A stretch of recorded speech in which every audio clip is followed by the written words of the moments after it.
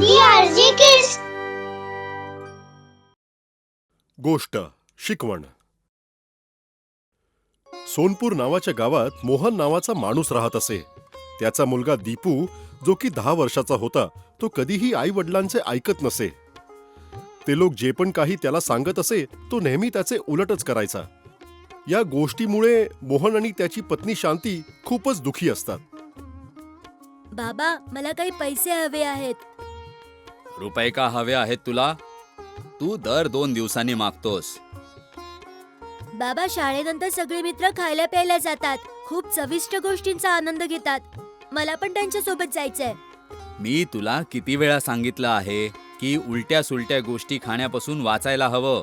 घरच्या जेवणामुळे शरीर स्वस्थ राहतं आणि पैसेही फुकट जात नाहीत. आणि मीही तुला किती वेळा बाहेरून गोष्टी आणून खायला घातल्या आहेत.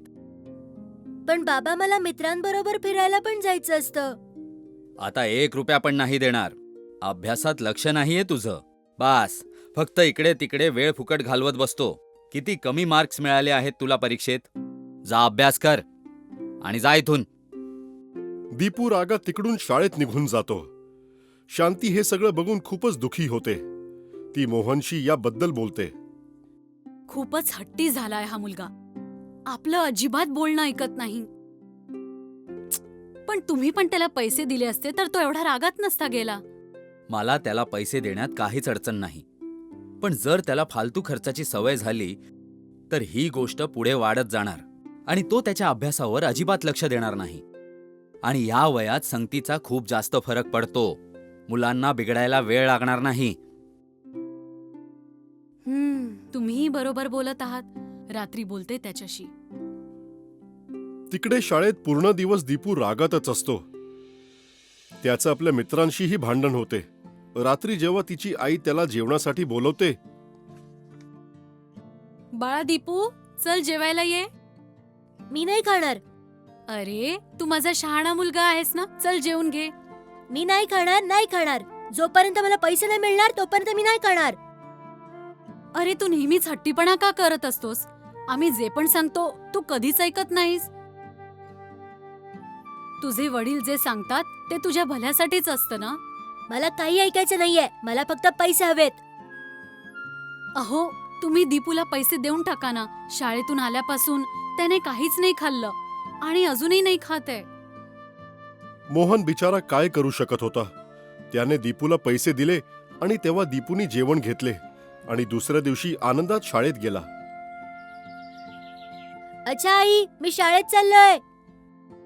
काहीच कळत नाहीये की दीपूला आपण कसं समजवायचं की आपलं ऐकत जा. समजतच नाहीये की याचं काय करायचं. प्रेमानेही खूप वेळा समजावून सांगितलंय. ओरडूनही थकले. कधी कधी तर इतका राग येतो त्याच्यावर की त्याला मारते पण तरीही ऐकत नाही तो. पण त्याला सुधारण्यासाठी आपल्याला काहीतरी करावंच लागेल. तू एक काम कर. आज तू हलवा बनव आणि संध्याकाळी मी जसं सांगेन तसं 2 वाट्यांमध्ये हलवा घेऊन ये. संध्याकाळी जेव्हा दीपू शाळेतून घरी येतो तर शांती 2 वाट्यात हलवा घेऊन येते. एक मोहनसाठी आणि एक दीपूसाठी. मी इथे हलवा ठेवते. आपली आपली वाटी उचलून घ्या. मी ही वाटी घेणार. मोहन दीपूला बघून हसतो आणि दुसरी वाली वाटी उचलतो, ज्याच्यात एकही बदाम नसतो. पण जेव्हा तो हलवा खायला लागतो, खाली त्याला खूप बदाम मिळतात. दीपू हे बघतच असतो. बाबा, तुमच्या वाटीत तर एवढे बदाम आहेत. माझ्या वाटीत तर वरवरच बदाम होते. खाली तर काहीच नाहीये. तूच तर ती वाटी आधी उचलली होतीस. त्याचं मी काय करू? दुसऱ्या दिवशी परत हलवा बनतो. शांती नेहमीप्रमाणे 2 वाट्यांमध्ये हलवा घेऊन येते. चला लवकर आपापली वाटी घ्या. दीपू घाईत एक वाटी उचलतो. यावेळी त्याने बदाम नसलेली उचलली, कारण त्याने बघितलं होतं की त्याखाली खूप बदाम आहेत. मोहन त्याला बघून परत हसतो आणि दुसरी वाटी घेतो, ज्याच्याच वरती खूप बदाम होते. दोघेही हलवा खायला लागतात. बाबा, आता तुम्ही बघालच की माझ्या हलव्यात कितीतरी बदाम असतील. तुमच्या वाटीत तर फक्त वरवर बदाम आहेत. मोहन त्याचे बोलणे ऐकून हसतो. दोघीही हलवा खायला लागतात. दीपूला आपल्या वाटीमध्ये खालीही एकही बदाम नाही मिळत. याचा उलट मोहनला आतमध्ये खूपच बदाम मिळतात. बाबा, माझ्या हलव्यात एकही बदाम नाही आणि तुमच्या पूर्ण वाटीत बदामच बदाम, असं का? बाळा, तू तुझी वाटी स्वतःच उचलली होतीस. यात मी काय करू शकतो? तिसऱ्या दिवशी पुन्हा हलवा बनतो आणि शांती परत दोन्हीही वाट्या आणून ठेवते. चला आपापली वाटी लवकर घ्या. यावेळी दीपू कोणतीच वाटी उचलत नाही आणि मोहनला बोलतो, बाबा, तुम्हीच सांगा, मी यातली कुठली वाटी घेऊ? ही वाली घे.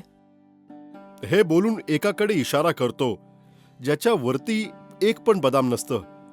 दीपू तीच उचलतो आणि खायला सुरुवात करतो. बाबा, माझ्या वाटीत तर बदामच बदाम आहेत. वरती पण आहेत आणि खाली पण भरपूर आहेत.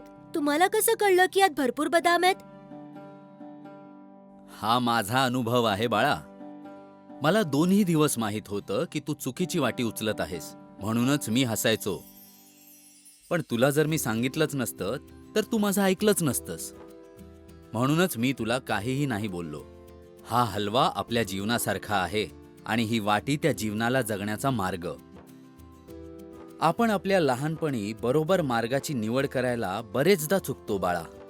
पण जसं जसं आपल्याला अनुभव मिळतो आपण याबद्दल शिकत जातो.